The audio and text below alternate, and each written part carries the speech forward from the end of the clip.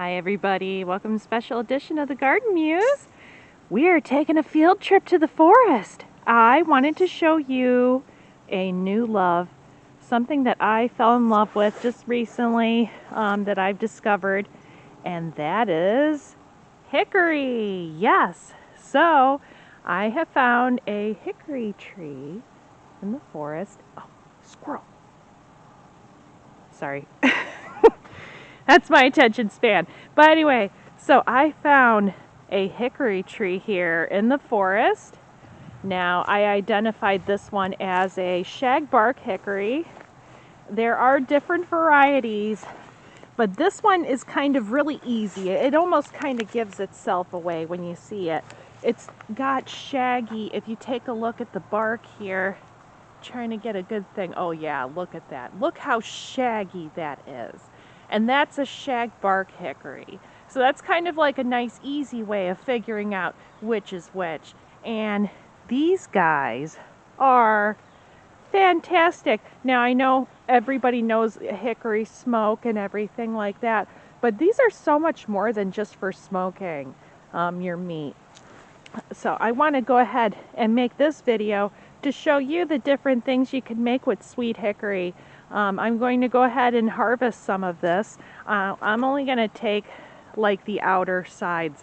Now that it's winter time, it's in a dormant state right now, and pretty much you just take the easy parts. So say like this part here that's just kind of sticking out, you know, you would just kind of take that off. Whatever it allows you to take, you take, but don't, I prefer not to go too much into the tree.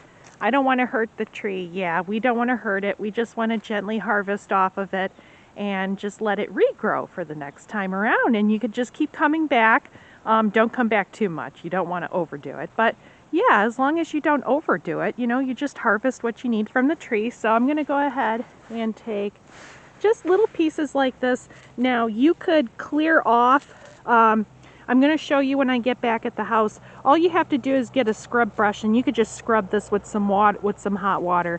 You really don't have to go too crazy with it. I don't recommend using soap just because that's going to kind of taint things and make things taste a little funny. There's that possibility, so I would not use soap. But yeah, just use a good scrub brush and some hot scaldy water to scrub this thing off. So we're going to take a few bits here, and I'll see you guys back at the house so we can process our sweet hickory.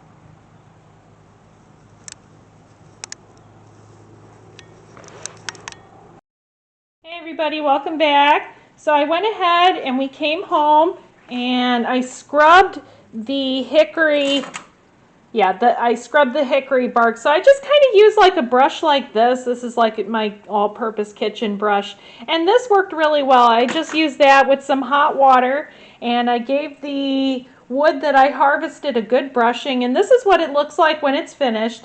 Now, the nicest part about hickory is when you're processing it. Your house is going to smell like hickory heaven when you are using this stuff. So I'm going to go ahead, and what I would normally do is I just take it and I put it in an oven. You could use a toaster oven, which is what I'm going to do because I don't want to waste the gas. But you could also use a regular oven too, and it'll smell just as good. And so I'm going to go ahead and take this, maybe make it into like that, like smaller pieces.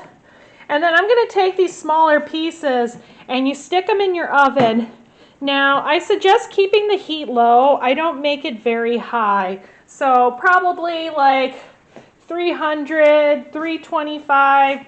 And then I put it in the oven and I let it sit there until it gets toasty. You don't want it burnt. So if you think it's going to start getting burny, that's when you take it off and you take it and you're done with that. Now, while usually I have this cooking over here, then I would normally get my pot of water started. Now, the recipe, if you want to make hickory syrup, now hickory syrup is fantastic. And I actually did make some, and I gave some to my friends. I got some in the fridge still.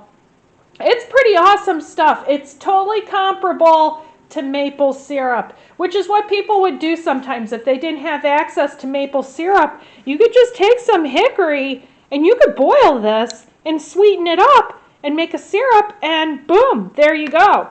Now, after I made some, I kind of realized I'm not a big sugary person. I really don't eat a lot of sugar, so I'm kind of not a fan of that. So also what you could do if you don't want to make a syrup, but you still love the taste of sweet hickory, which I do, I just make it into a tea. It's just plain and simple. You're basically just taking this, and as soon as you're done toasting, trust me, the toasting makes a difference. So you want to toast it for just a little bit before. You don't want to let it get browned or like burnt, but you want to toast it just enough, and then you want to have your pot of water boiling and ready. So as soon as it's done toasting, stick it in your water and boil it for a little bit, because this is wood. You know, this is not I don't suggest boiling, say like for example, lemon balm.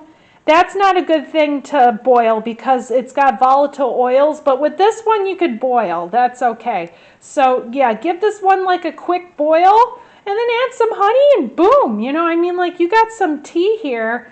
It is said though, now you got to check with your doctor and make sure this is okay to use, but this does help with rheumatoid arthritis. That's been documented. But you know, in all honesty, it tastes delicious. It's so good when you make a tea like this. I also like to take the syrup and I like to put it in milk. Like if you heat up some, like take some soy milk or some almond milk and heat that up in the microwave and then put a little hickory syrup in there. Oh my God. Heaven. Yeah, so just wanted to tell you guys what you could do when you see a sweet hickory tree. It's time to get cracking and cooking. See you around in the Garden Muse.